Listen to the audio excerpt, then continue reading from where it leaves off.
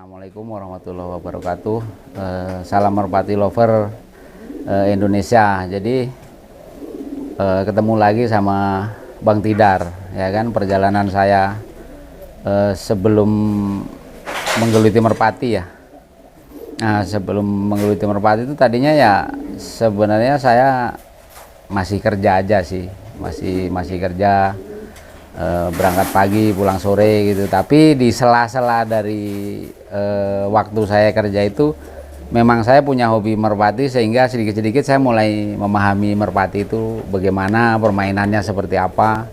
Jadi sampai sekarang saya menggeluti langsung dunia merpati. Nah, terutama yang saya geluti ini merpati kolong.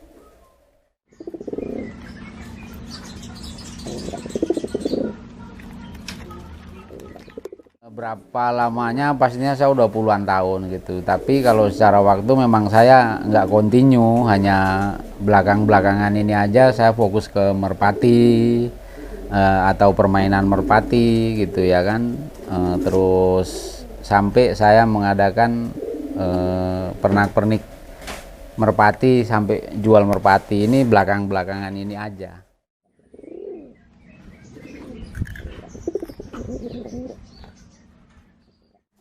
Awal mula Bapak main burung lah ya, usaha merpati ini sebenarnya sih udah lama banget. Dia hobi merpati itu udah lama. Awalnya sih ya setuju nggak setuju, cuman yang namanya suami kan kita harus support. Awalnya sih hanya main aja, main sendiri gitu, belum usaha. Lama-lama kok dipikir-pikir, disuruh berhenti nggak mau berhenti, terus aja. Nah, akhirnya udah kita buka usaha aja sekalian gitu, kayak jamu, kayak kandangnya, daripada kita beli terus, mending kita yang usaha gitu. Nah, dia juga semangat, awalnya sih begitu.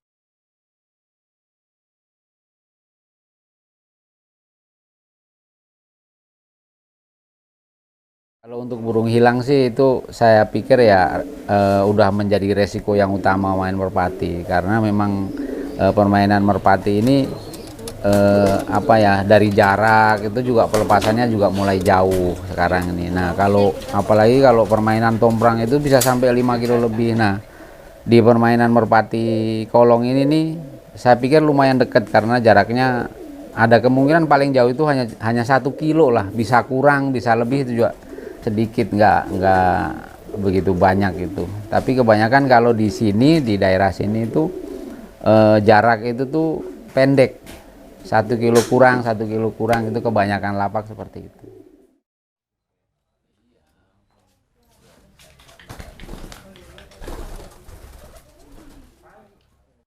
Kalau orang banyak datang ke rumah sih nggak pernah merasa terganggu, karena satu kan memang bisnis kita kan memang harus didatangi banyak orang. Yang kedua kalinya kita jadi banyak saudara, banyak temen gitu kan. Terus juga kita juga pikirnya banyak yang datang ke rumah itu mendatangkan rezeki gitu. Jadi alhamdulillah nggak terganggu sih, jadi banyak teman.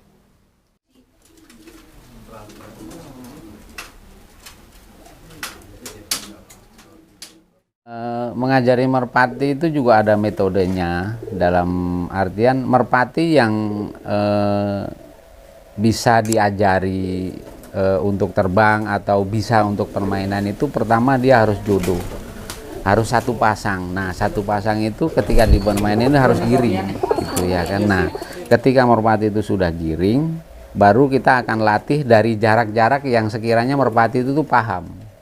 Merpati itu mungkin dari pertama kali dilatih itu mungkin jaraknya 10 meter, 20 meter, 30 meter gitu ya kan, sehingga dia paham ke betinanya dulu gitu. Nah, ketika dia udah paham sama betinanya, kalau di merpati kolong itu ada istilahnya titik 1, titik 2, titik 3 sampai setar gitu. Nah, ketika titik 1 dia sudah paham ke betinanya atau ke patek atau ke kolong, baru jaraknya nanti kita akan tambahin lagi supaya burung itu tidak hilang ketika kita latih.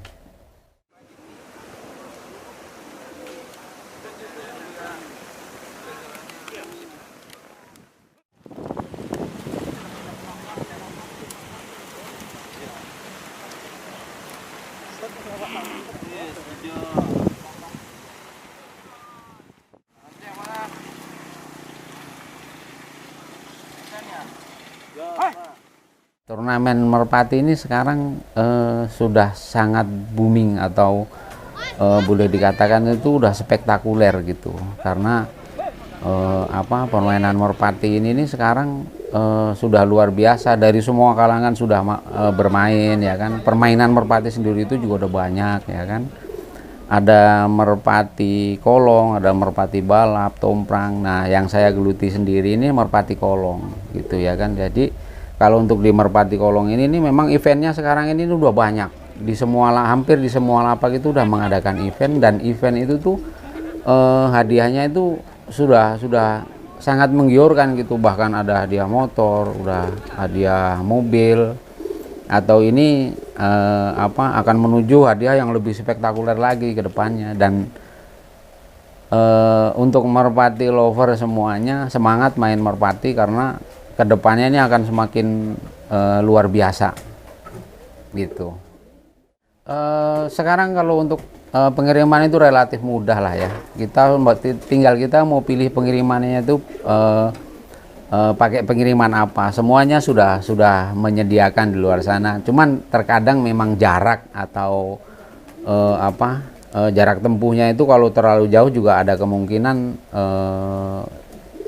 kargonya ini yang belum ada. Terkadang yang di pelosok-pelosok ini untuk merpati lover, saya sendiri mohon maaf karena memang ya seantero Indonesia ini belum bisa saya penuhi, karena memang terkadang situasinya itu pengirimannya itu belum ada yang ke arah sana gitu ya kan. Apalagi di pelosok-pelosok yang Indonesia yang sangat luas ini kan kita belum bisa menjangkau kan gitu. Nah, tapi kalau untuk daerah-daerah kita sendiri ini, nah, sekarang udah ada Gosen, udah ada Gojek, atau saya sendiri bahkan mungkin terjun ngantar kemana itu sudah terpenuhi. Sampai saat ini saya belum ada komplain rusak sampai ke penerimanya atau sampai ke pembeli yang di luar kota. Itu belum ada komplain sama sekali. Jadi 0 komplain lah gitu, karena secara packing kita juga udah safety lah ya gitu. Kita sudah belajar bagaimana agar sampai di tujuannya itu tetap aman gitu. Kalau secara proses sih bertahap lah ya gitu. Mungkin kalau secara keseluruhan ini ya saya yang bikin sendiri gitu, tapi ada yang bikin rangka, saya sendiri miberin gitu. Terus ada juga yang ngecat, ada juga yang finishing itu lain-lain orang, tapi produksinya Tidarpil. Kalau saya pikir kalau khusus gitu enggak lah ya, karena kita selama ini cuman mengenal ramuan-ramuan gini ini cuman herbal aja atau tradisional aja. Jadi untuk aplikasi ke merpatinya itu juga aman, tidak berbahaya ya kan. Lagian juga memang di Indonesia ini terkenal dengan ramuan-ramuan yang kayak gini, ini sangat kaya, sangat banyak, yang manfaatnya itu luar biasa untuk manusia, bahkan untuk burung pun sekarang udah bisa gitu. Tinggal bagaimana kita mengaplikasikannya, atau kita tuh tujuannya untuk apa, itu udah sangat mudah sekali. Karena di Indonesia ini melimpah untuk rempah-rempah yang untuk jamu merpati ini.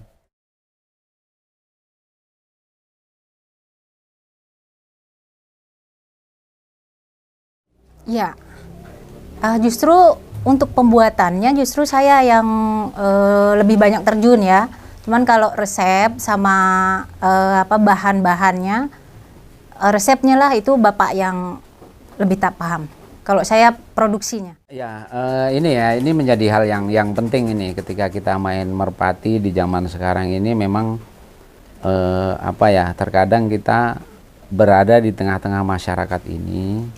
Agar yang pertama kita juga harus sadar diri gitu ya kan, bahwasannya kita punya merpati ini ada kemungkinan itu tuh bisa membawa dampak ke sekitaran kita gitu. Tapi pada dasarnya kita permainan merpati sekarang itu nggak seperti dulu lagi, nggak seperti dulu yang hidup di atas genteng atau kita biarkan begitu saja tanpa ada rawatan. Nah, sekarang bedanya burung-burung merpati ini kita kurung. Sehingga dia kalau kita bawa dari sini, dari rumah lah gitu ya, kita bawa ke lapak. Seandainya di lapak itu lepas, dia nggak akan pulang ke rumah karena memang kita nggak umbar. Itu kita nggak lepas bebas. Gitu. Jadi permainan dulu sama sekarang itu beda. Kalau dulu mungkin masih liar ya kan, dibiarkan begitu saja. Tapi kalau sekarang udah dibikinin rumah sendiri atau tempat sendiri, sehingga warga itu nggak ada komplain karena burung itu nggak berkeliaran lagi, sehingga aman gitu. Dampak yang dikhawatirkan sama lingkungan ini nih minim gitu. Karena apa ya, secara pribadi kita juga harus sadar kan gitu kan, kalau memang ada komplain ya kita harus perbaiki gitu. Tapi sebisa mungkin kita udah harus sadar bagaimana agar lingkungan ini nggak komplain ke kita gitu. Itu yang paling bagus begitu.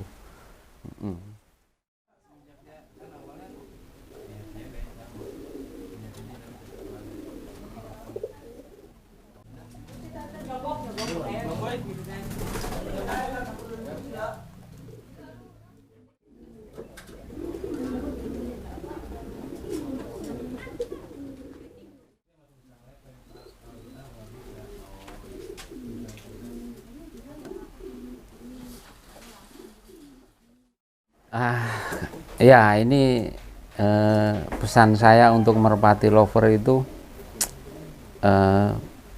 dimanapun berada, bagaimanapun keadaan, semoga hari ini karena saya punya kesempatan, mudah-mudahan sehat semua ya kan, tetap semangat dalam menggeluti hobi merpati,